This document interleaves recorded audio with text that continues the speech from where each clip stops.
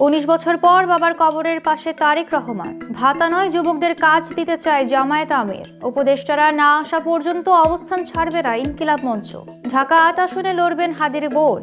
শিবিরের নতুন সভাপতি সাদ্দাম সেক্রেটারি সিফকাতুল্লাহ। ফেসবুক পেজ হারালেন আসিফ মাহমুদ। 300 ফিটের বর্জ্য সরালো বিএনপি। বাংলাদেশের পরিস্থিতি নিয়ে নতুন বার্তা দিল ভারত। 1.5 যুগ পর বাবার কবর জিয়ারত করলেন তারেক রহমান। 2006 সালের পর এবারই প্রথম তিনি সরাসরি জিয়াউর রহমানের কবরে শ্রদ্ধা নিবেদন করলেন। বিকেলে কঠোর নিরাপত্তার মধ্য দিয়ে চন্দ্রিমা উদ্যানে পৌঁছে তিনি পুষ্পস্তবক অর্পণ, ফাতেহা পাঠ এবং মোনাজাত করেন। জিয়ারতের সময় তাকে অত্যন্ত আবেগপ্রবণ এবং অশ্রুসিক্ত দেখা যায়।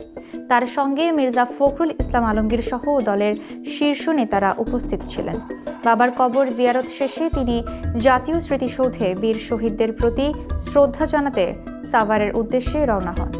দেশে কোনো যুবক বেকার থাকবে না, কাউকে বেকার ভাতাও নিতে হবে না, এমন কর্মসংস্থানমুখী রাষ্ট্র গড়ার অঙ্গীকার করে জামায়াত আমির বলেন, যুবকদের বেকার ভাতা নয়, কাজ দিতে চাই। কেন্দ্রীয় সদস্য সম্মেলনে বক্তব্য প্রদানকালে তিনি এসব কথা বলেন।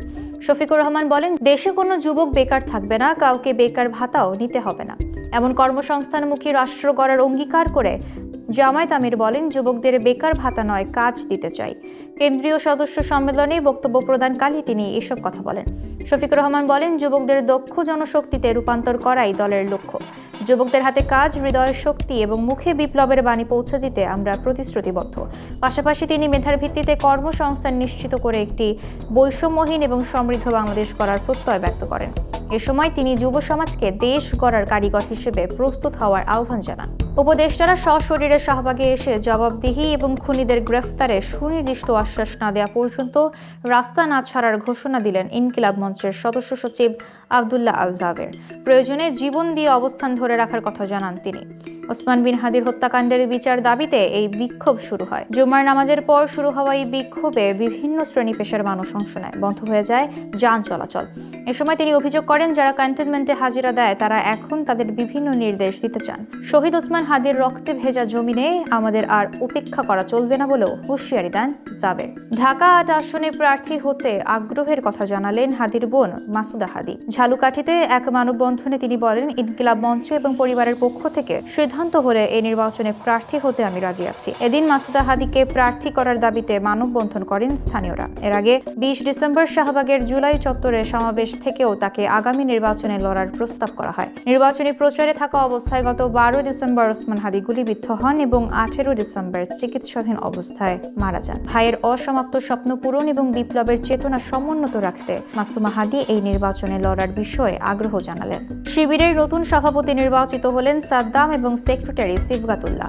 2026 মেয়াদের জন্য সারা দেশের সদস্যদের প্রত্যক্ষ ভোটে নির্বাচন করা হয়। নবনির্বাচিত সভাপতি নুরুল ইসলাম সাদ্দাম গত সেশনে কেন্দ্রীয় সেক্রেটারি জেনারেল ছিলেন। তিনি খুলনা বিশ্ববিদ্যালয় থেকে অর্থনীতিতে স্নাতক এবং স্নাতকোত্তর সম্পন্ন করে বর্তমানে ঢাকা বিশ্ববিদ্যালয়ে অধ্যয়নরত আছেন। এবং সেক্রেটারি জেনারেল সিফকাতুল্লাহ সিফগা এর আগে ঢাকা বিশ্ববিদ্যালয় শিবিরের সভাপতি এবং সর্বশেষ কেন্দ্রীয় দফতর সম্পাদকের দায়িত্ব পালন করেছেন। বর্তমানে তিনি ঢাকা বিশ্ববিদ্যালয় ডেভেলপমেন্ট স্টাডিজ বিভাগে স্নাতকোত্তর করছেন। পরে সাবেক কেন্দ্রীয় সভাপতি অ্যাডভোকেট মতিউর রহমান আকন্দ প্রধান নির্বাচন কমিশনার হিসেবে ফলাফল ঘোষণা করে তাদের শপথ বাক্য পাঠ করান। 30 লক্ষাধিক ফলোয়ারের ফেসবুক পেজটি হারালেন সাবেক উপদেষ্টা আসিফ মাহমুদ সজীব ভুঁইয়া। আসিফ মাহমুদের দাবি, ওসমান হাদি সংশ্লিষ্ট পোস্টকে কেন্দ্র করে একটি সংঘবদ্ধ গোষ্ঠী তার পেজে ব্যাপক হারে রিপোর্ট এবং স্ট্রাইক করায় তার অফিসিয়াল পেজটি রিমুভ করেছে মেটা কর্তৃপক্ষ।